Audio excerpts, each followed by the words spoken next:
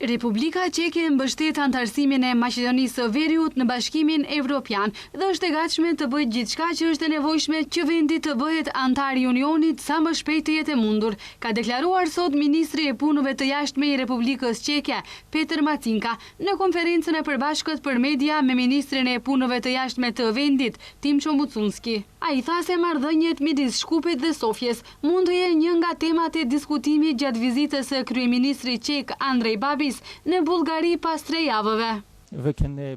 Do të donim të kontribonim sepse mendoj se ja vlen vërtet. Çështja midis Republikës së Maqedonisë së Veriut dhe Bullgarisë nuk është më dypalshe, por bazuar në përfundimet e Këshillit Evropian të vitit 2022, është bërë shumëpalshe. Nuk është më çështje vetëm e 2 vendeve, por shumëpalshe dhe çështje marrëveshjeje, ku duhet të arrihet konsensusi.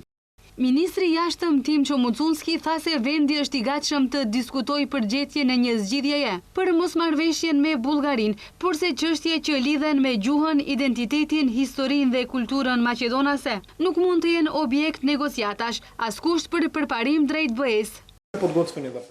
Ne nuk kërkojmë trajtim të privilegjuar, por një proces të drejtë dhe evropian. Jemi të gatshëm të përfundojmë punën tonë, të zbatojmë reformat dhe të përmbushim standardet evropiane, por presim që progresi të vlerësohet në bazë të rezultateve, meritës dhe kritereve evropiane të përcaktuara.